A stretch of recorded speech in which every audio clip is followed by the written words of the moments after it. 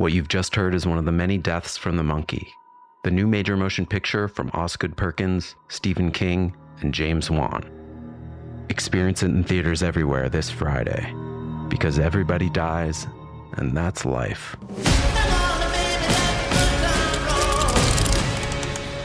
Let's have some fun. Hey everyone, and welcome back to Big Mad True Crime, where we get big mad over true crime. I'm your host, Heather Ashley, and today's case is out of Chicago, Illinois. Small talk sucks, so let's dive in.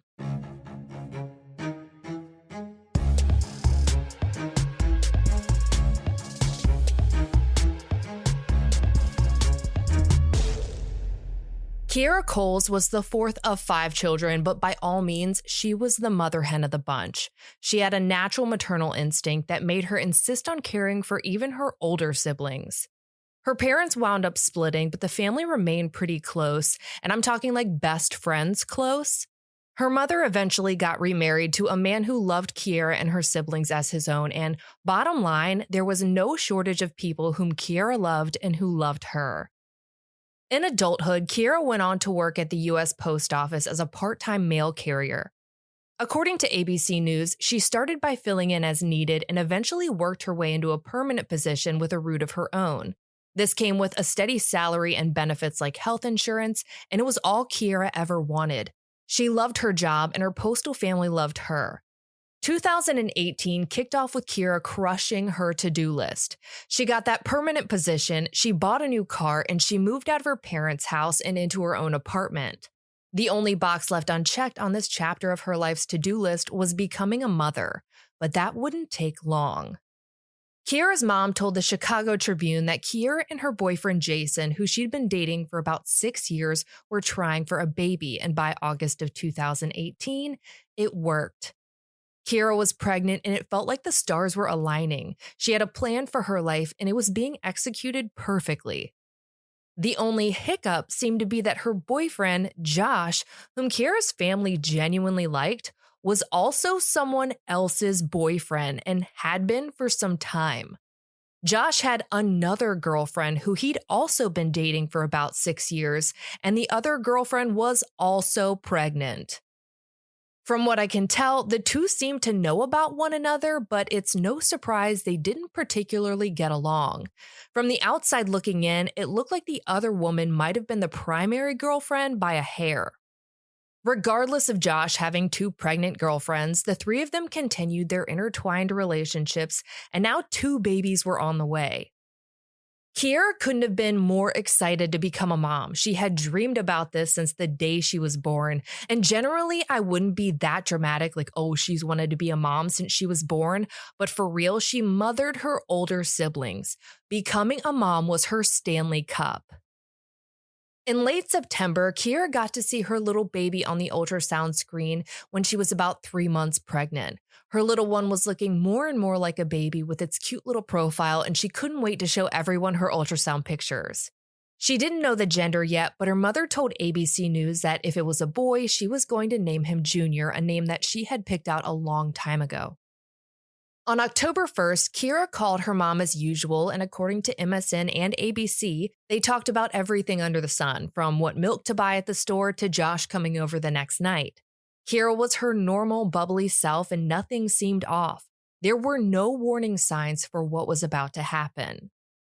The following day, Kierra went to work delivering mail as usual, and after she got off, the Chicago Tribune reports that she, her aunt, and her friend all went to a WIC appointment.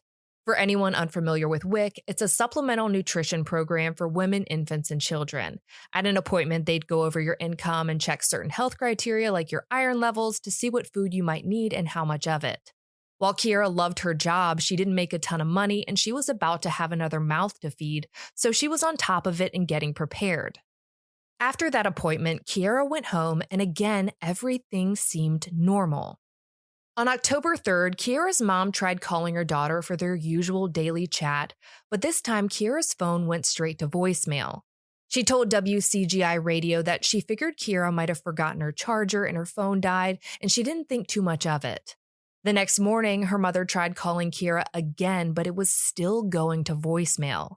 And at this point, she started to get a little worried, so according to the radio station, she decided to drive by Kierra's house on her way to work.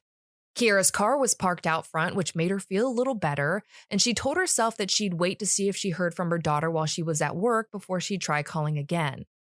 The workday came and went, and once Kierra's mother was off, she tried yet again to get a hold of her daughter, but just like before, it went straight to voicemail. Her mom had a gut feeling that something was wrong. She called Kierra's work to see if she was there, but learned that her daughter had called in sick that day, which seemed odd because her phone had been going to voicemail since the day before. WGN9 reports that after learning Kierra hadn't gone to work, her mother called one of Kierra's sisters to see if she had heard from her, and she hadn't. So her sister went to social media to see if Kierra had posted anything. She was shook when she realized that Kierra, who normally posted to Snapchat several times a day, had posted nothing. Kierra's mom was panicked at this point, and according to scene of the crime, called Josh, Kierra's boyfriend, to see if he could bring his key to her apartment so they could check on Kierra. She was worried that maybe her daughter was sick, very sick, and needed help. But when she got a hold of Josh, she says that he told her he didn't have a key, which was confusing because Kierra had told her mom that she'd given him one. At this point, her mom didn't know what else to do, so she called the police. They gained access to Kierra's apartment, but Kierra wasn't there. According to scene of the crime, her TV was still on, and while her keys and wallet were inside, her phone and purse were still missing. Why would she take her purse without her wallet, and where did she go with her phone but not her keys?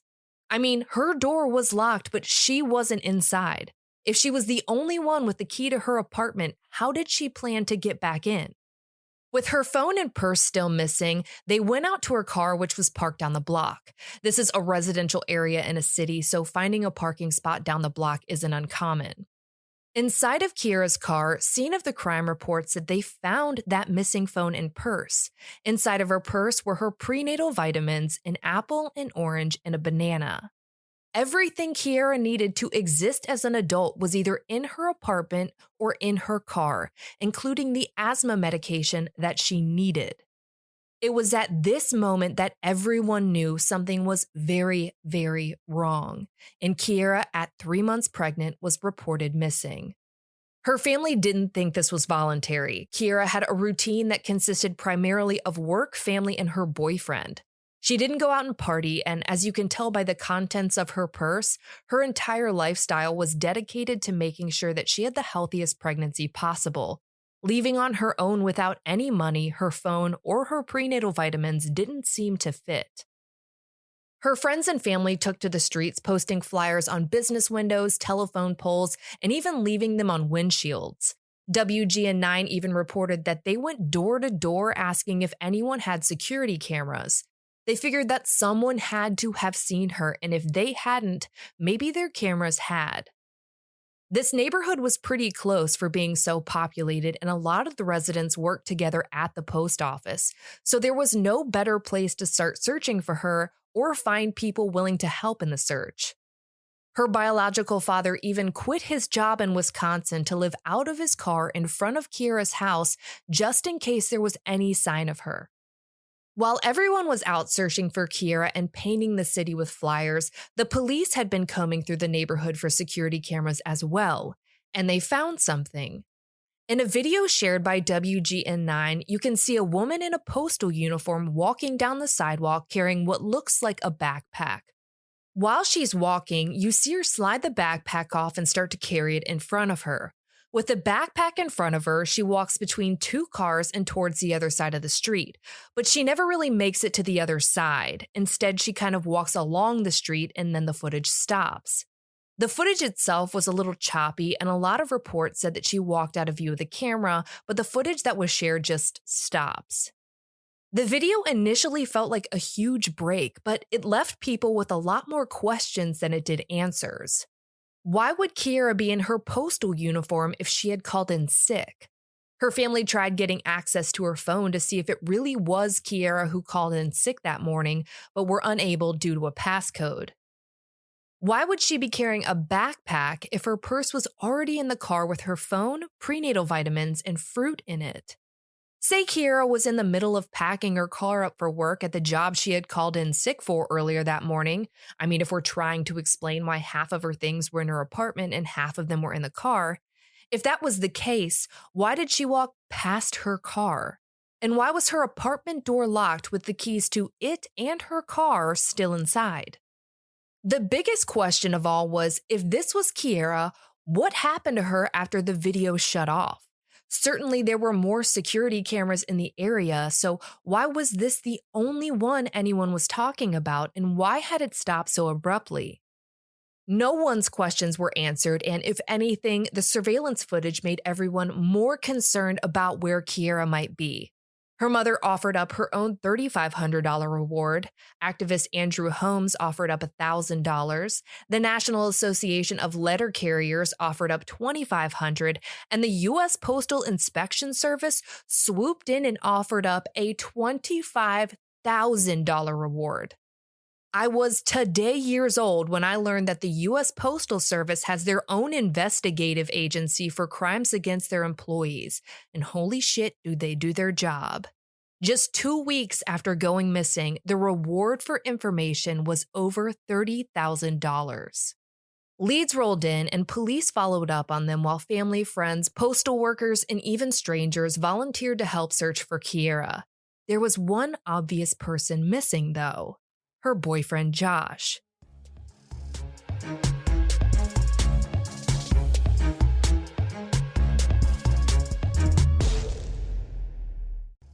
Ladies and gentlemen, we are now boarding Group A. Please have your boarding passes ready to scan. If your phone is cracked, old, or was chewed up by your Chihuahua travel companion, please refrain from holding up the line. Instead, go to Verizon and trade in any phone in any condition from one of their top brands for the new Samsung Galaxy S25 Plus with Galaxy AI, and a watch and tab on any plan.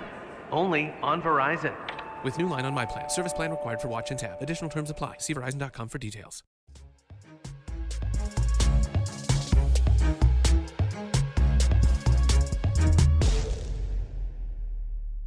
According to reports, it looks like he and another woman moved to another state pretty quickly after Kierra went missing, and her family told NBC Chicago that they'd tried getting in contact with him since his pregnant girlfriend went missing, but had yet to be successful.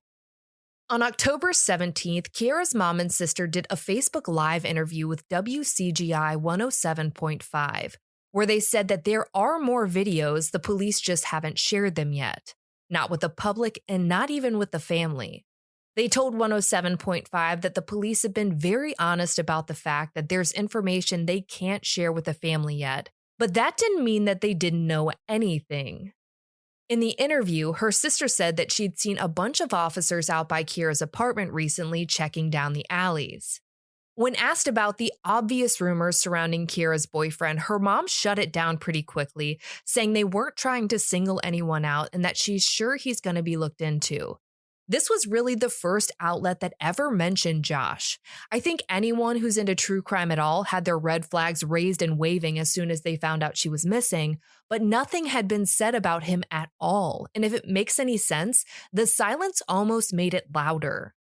Everyone wondered why no one was talking about the elephant in the room.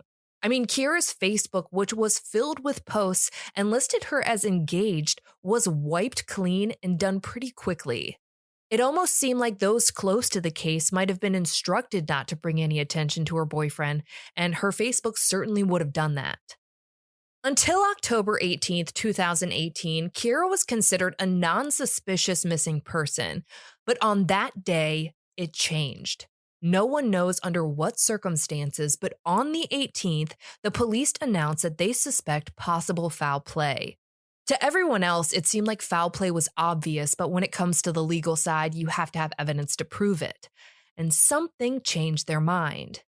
In a piece by the Chicago Tribune, law enforcement said that they were aware of Kierra's relationships and asked that anyone with information to please call, saying that leads are very important to us right now. They even offered an anonymous tip option at cpdtip.org. More than a month went by without any sign of Kierra and no updates in her case until Oxygen decided to step in. They were able to get a comment from a public information representative from the U.S. Postal Inspection Service, and what she said blew everyone's minds. She told the network that they didn't believe the woman wearing the postal uniform in the security footage from the morning of the 3rd was Kierra. Regardless of everyone's questions about that CCTV footage from the morning of the 3rd, it didn't seem like it ever occurred to anyone, at least publicly, that the woman in the video wasn't Kierra. But it made a lot of sense. There were other postal workers who lived in her neighborhood, and Kierra had called in sick. Whether it was her or an automated system is still up in the air. But either way, why would she have been wearing her uniform? Why would she have been walking across the street past her car with her apartment door locked and the keys to both her apartment and car still inside? In hindsight, it made perfect sense that the woman in the video wasn't her.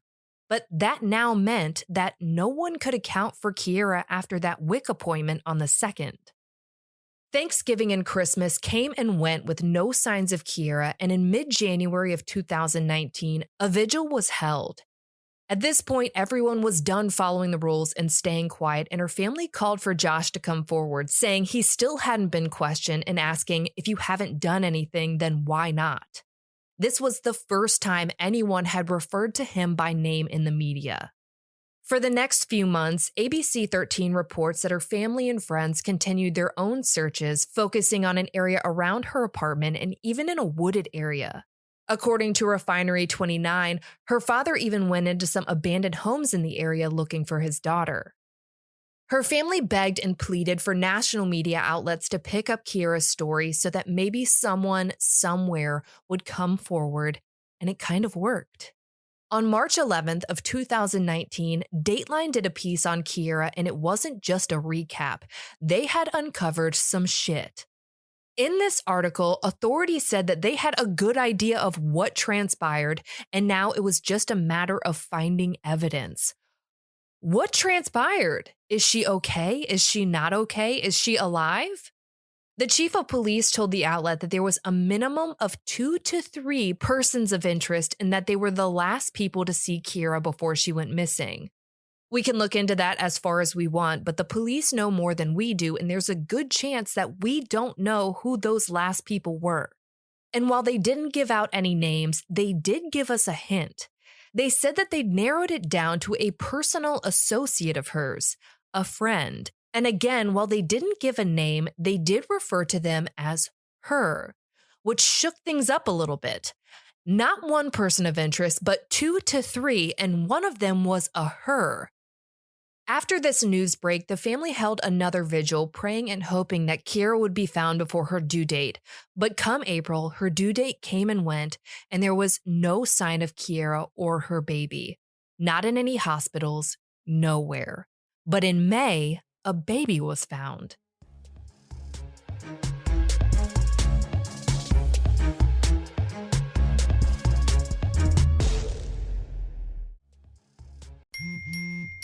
What is... Dax, are you? Tracking all our cars on Carvana Value Tracker? On all our devices? Yes, Kristen, yes I am. Well, I've been looking for my phone for... In Dax's domain, we see all. So we always know what our cars are worth. All of them? All of them. Value surge, trucks up 3.9%. That's a great offer. I know. Sell? Sell. Track your car's value with Carvana Value Tracker today.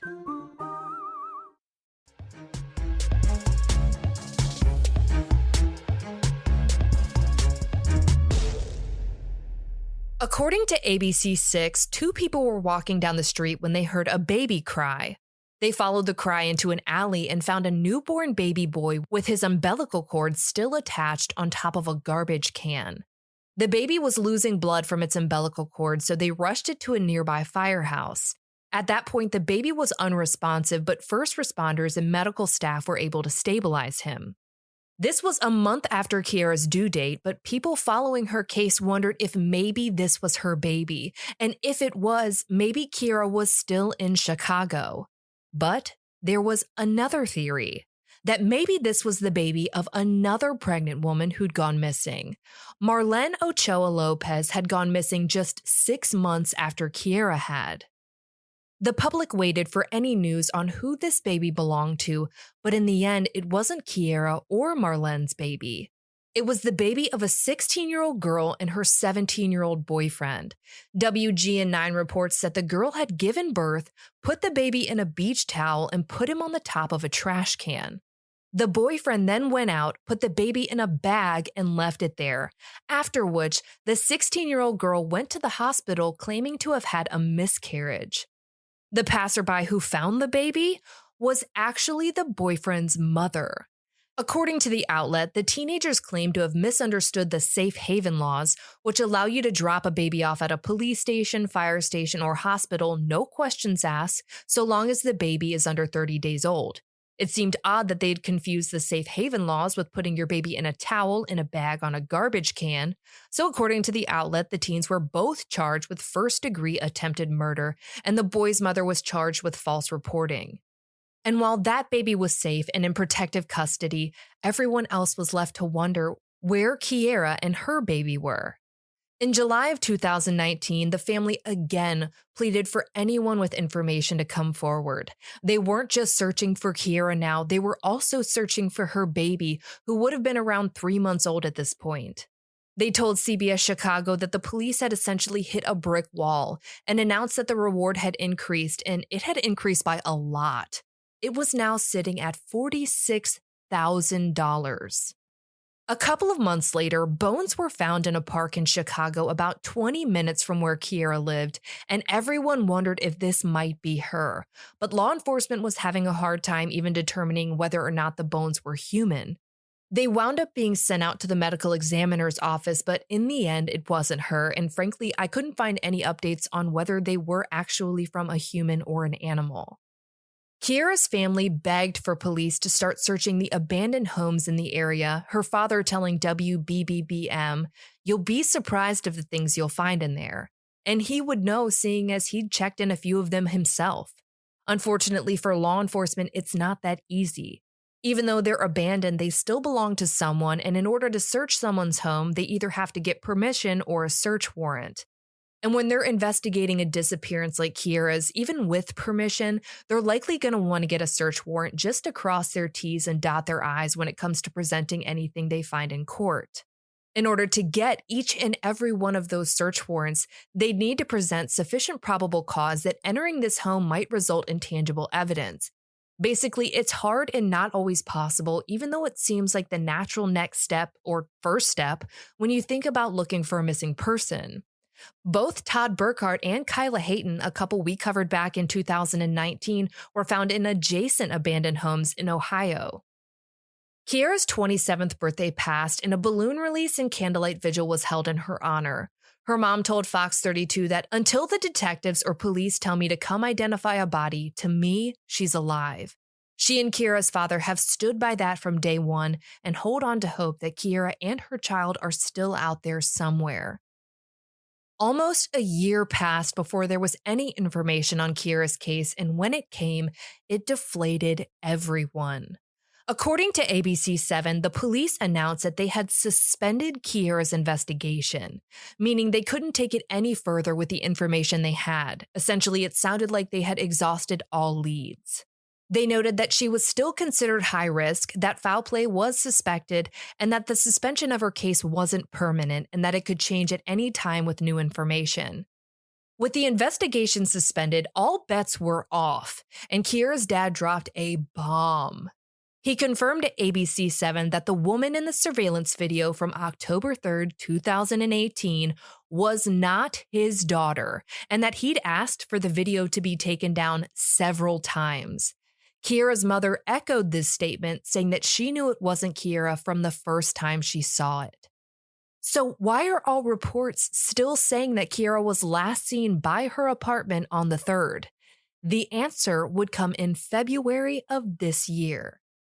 On February 4th, 2021, Kierra's mom spoke with NBC Chicago, saying that she'd kept quiet for years, but now she had nothing to lose.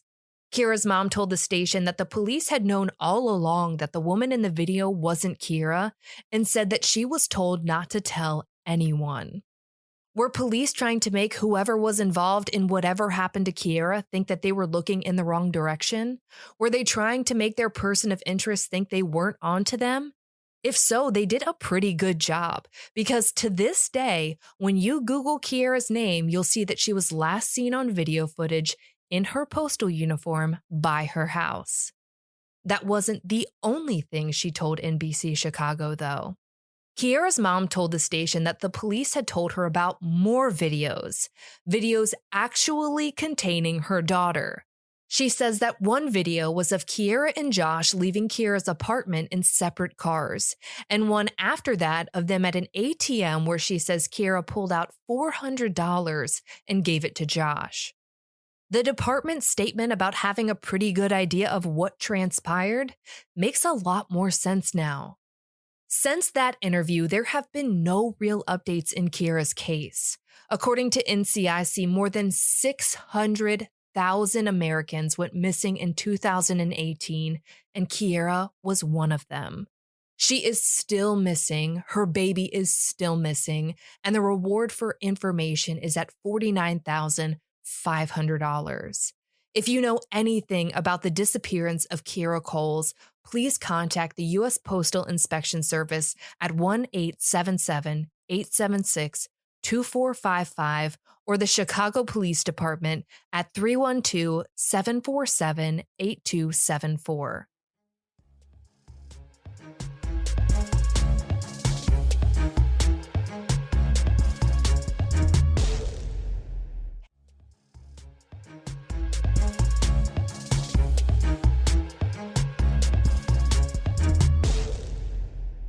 For all photos pertaining to this case, check out Kierra's highlight at the top of my Instagram profile at @TheHeatherAshley, and join me there tonight at 9 p.m. Eastern, where you go live with me and we talk about today's episode. If you like your podcast ad-free, head over to our Patreon at patreon.com/BigMadTrueCrime, where for just $1 a month, your episodes are totally ad-free. If you need more episodes in your life, for just $5 a month, you get a bonus episode on the first Monday of every month, which is today. All of your episodes are ad-free, and you'll also receive a forever discount code for all Big Mad True Crime merch. And of course, anytime you sign up, you get instant access to all previous bonus episodes. I'll be bringing you a brand new case a week from today, and I cannot wait. But until then, we out.